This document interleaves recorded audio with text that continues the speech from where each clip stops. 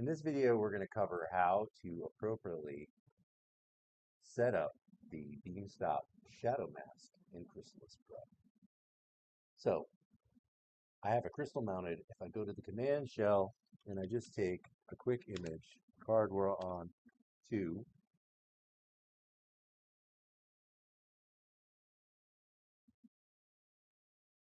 I get this image that you see here on the screen.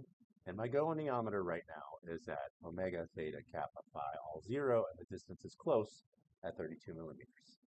So this will allow you to see an exposure that shows you this shadow that's on the images from the beam-stop arm. This is cup number 1, then the little arm that attaches it to cup number 2, and that's the beam-stop shadow. And you may be dealing with a beam-stop shadow that has a single cup, in which case you won't have this other part.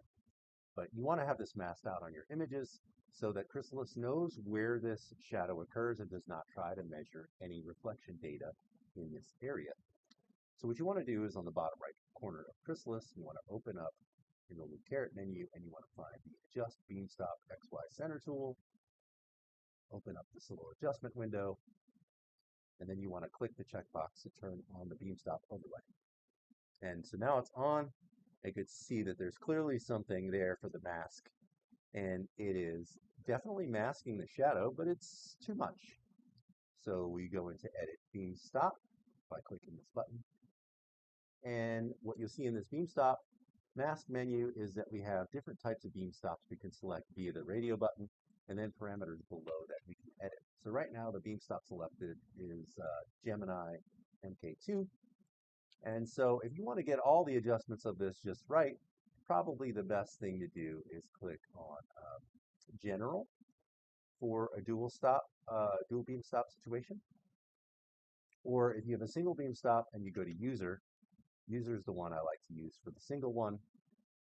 Single cup, you have the adjustment of the diameter of the cup, the angle of this arm, an XY offset for the center of the cup mask, and then an adjustment for the diameter of the holder, right?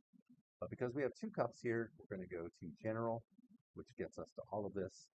And when you click on General, you may also see something that looks like this, because there may be a diameter defined for the second holder arm, in which this case we do not have one.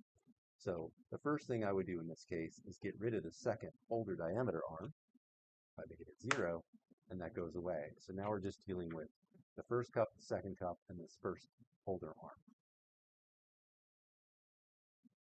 So the thing that's way out here is the first holder arm. The diameter is too thick.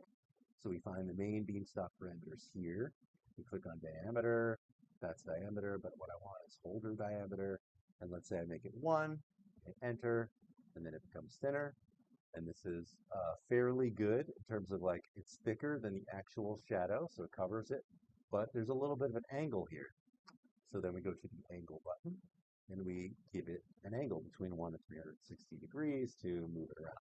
So if you're not sure, let's say we make it 5 degrees. You see which way it moves. That's obviously the wrong way. We click on angle. We want to go the other way. So let's say 356. Enter. Too much. 358. A little bit more. 359. Enter the wrong number. This happens. 359. Still typing in the wrong thing. 359. Boom. That's pretty good. So you can toggle it on and on with this little radio button here. Put beam stop overlay on. It looks pretty good. The cup size you can always change with the diameter button if you wanted to make it bigger or smaller depending on what you're trying to cover. Let's say 2.5 here. It's pretty good. Toggle it on and off. The X and Y offset of this cup can also be changed. So for example, if I made this 50, you'll see that that clearly moves the cup over in the XY direction. Let's bring it back to where it was, about 2. That's about straight on. Now we have an X and Y offset for the second cup as well, a diameter for the second cup. Okay. So you can make this diameter bigger, smaller, etc., whatever you want. And you can bring it further or farther away. Like if I make it 0, for example, it goes further out. And if I bring it back to -3, it goes further in. And then you have options for adjusting the stick size between these two beam stops. Okay, so thickness, for example, would do that. Make it really thick at 2. Let's say 1.3. That's pretty good. I'm very happy with this. So you basically adjust the parameters till you're happy with whether the mask completely masks out the shadow. And you can toggle this on and off to make sure that it does. And then when you're finished, make sure you check this box, save to master file and exit. Click OK. CrysAlisᴾřej will warn you that you're going to adjust the par file, the master parameters file. You want to say yes to this so that it saves and will persist in future instances of CrysAlisᴾヂ. The last thing that you should know is that CrysAlis does move the shadow mask around into theta, right?